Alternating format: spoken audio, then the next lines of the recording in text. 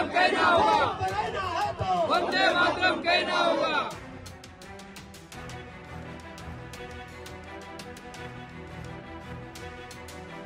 जय शेख मुर्दाबाद, मुर्दाबाद, मुर्दाबाद, जय शेख मुर्दाबाद। खऱ्या अर्थाने 3 ते 4 दिवसा अगोदर आमच्या या भिवंडी पूर्वतील लोकप्रतिनिधी आमदार रईस शेख याने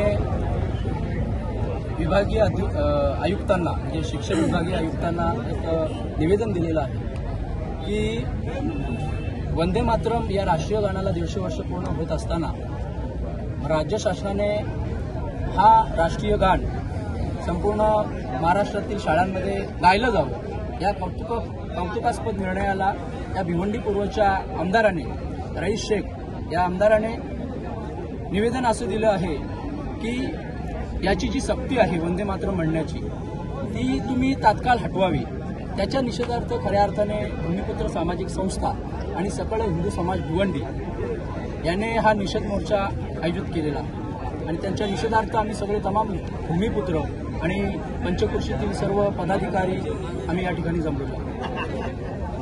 अजून काय सांगाल? इतर देखील मुस्लिम लीडर आहेत जे देखील या ठिकाणी विरोध करताना दिसतात वंदे मातरम। ते खऱ्या अर्थाने भारताची सार्वभौमता जो कोणी तोडण्याचा प्रयत्न करेल, कारण विविधतेतून एकता हा संदेश जर कोणी मोडण्याचा प्रयत्न करेल तर भूमिपुत्र आणि सकळ हिंदू समाज हा नेहमी त्यांच्या विरोधातच असेल। बाकीच्या मुस्लिम लीडरबद्दल मी एवढा सांगू शकत नाही। हा जो रईस शेख जो आहे आमदार यांनी म्हणजे मुख्यमंत्र्यांपर्यंत यांनी पत्रव्यवहार केला आहे। त्याला ह्या गीताची ॲलर्जिक आहे। ह्या गीतामध्ये जे आहे ते आपल्या भारतभूमीच्या मातीबद्दल गौरवशाली आणि तिची तारीफ करणारे हे याच्यामध्ये वाक्य आहेत। आणि जर पूर्ण हा वंदे मातरम गीत भारताच्या हर एक मुलाला जर का समजला आणि त्याच्याबद्दल त्यांना, कारण आपले जे स्वातंत्र्य सेनानी आहे हे ह्या नाऱ्यांनीच लढून इंग्रजांच्या विरोधात आपल्याला स्वातंत्र्याने मिळवून दिलं आहे। आणि ह्या गीताचा आता 150 वर्षानंतर हा एकटा एक आमदार आहे जो समाजवादीचा आहे, ह्याला एवढा विरोध काय? आणि जर का ह्याला विरोध असेल तर ह्यांनी पाकिस्तानला जावा, पाकिस्तानमध्ये एखादी जागा मागून तिकडे आमदार खासदार मंत्री बनावा। आमच्या भिवंडीला कारण भिवंडीमध्ये बरेच मुस्लिम बांधव आमचे मित्र पण आहेत पण त्यांना विरोध नाही। हा भिवंडी मुंबईला राहतो, हा भिवंडीमध्ये आपसात लावेल, मोठा वातावरण खराब करेल। कारण ह्यांनी इकडे जसा आपला वोट जिहाद आणि लव जिहाद सारखा मॅटर चालू आहे तसाच ह्या पट्ट्यामध्ये त्यांनी लँड जिहाद हा मॅटर चालू केला आहे। हा लँड जिहाद हा मॅटर एवढा भयंकर आहे कारण मी आज मुद्दामून त्या मुद्द्याला घेऊन इकडे आलेलो आहे। कारण त्यांनी तिकडे जाऊन आपले आरक्षण पण आहे ते कॅन्सल करून, जसा काय एक तुम्हाला एक पत्रकारांच्या माहितीसाठी देतोय, एक मोठा मुद्दा आहे तर हा तुम्ही भिवंडीतील नागरिकांपर्यंत पोहोचायला पाहिजे।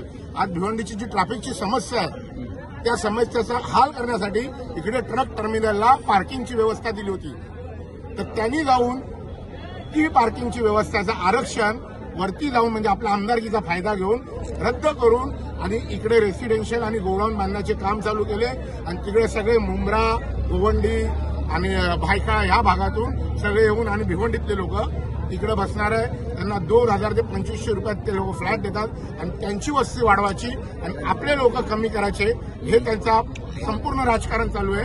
की येणाऱ्या पुढच्या काळात भिवंडी ही त्यांची कशी होईल हे त्याच्या ह्याच्यामध्ये, म्हणून रात्री अपरात्री एक साधा आपल्या जर का हिंदू बरोबर भांडण झालं तर मुंबईवरून येतो आणि हजाराची संख्या जमवतो।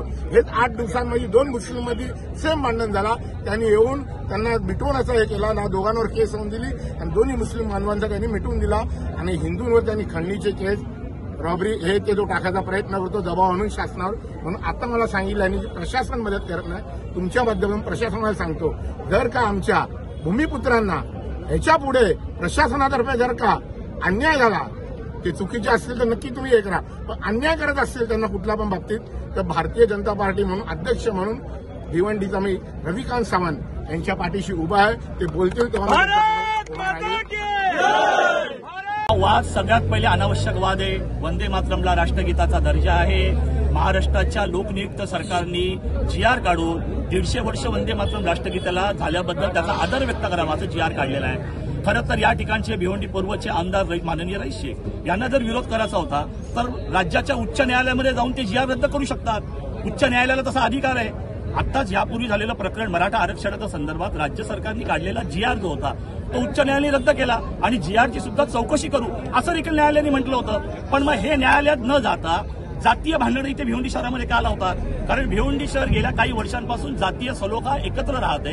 या दोन धर्मांमध्ये दुही निर्माण करायची, द्वेष निर्माण करायचा आणि आपला राजकीय स्वार्थ साधायचा, यासाठी राष्ट्रगीत वंदे मातरमचा उपयोग जो आहे हे या ठिकाणी होताना दिसून येत आहे. सपाचे महाराष्ट्र अध्यक्ष त्यांनी देखील या ठिकाणी विरोध केला होता, जे मगाशी आले होते काही दिवसापूर्वी अबू आझमी, त्यांनी देखील याचा पूर्णपणे उघडपणे विरोध केला आहे. त्यांनी कोणासमोर झुकणार नाही, कोणासमोर वागणार नाही, आमच्या अल्लाच्या समोर फक्त झुकणार. मी या ठिकाणी सांगू इच्छितो की सोलापूरमध्ये 4 क्रांतिकारक होते की जे फासावरती गेले. त्या क्रांतिकारकांपैकी एक होते कुर्बान सिंग. ते कुर्बान सिंग फासावर जाताना त्यांनी वंदे मातरमचा जयघोष केला होता. या ठिकाणी विरोध करायचं कारण काय? म्हणजे मातेच्या चरणी नतमस्तक होणं, मातेला विनम्रता अर्पण करणं, यासाठी मला असं वाटत नाही की जगातला कोणताही मजहब विरोध करत असेल. हे फक्त जातीचं राजकारण आहे, धर्माधर्मांमध्ये द्वेष निर्माण करायचं राजकारण.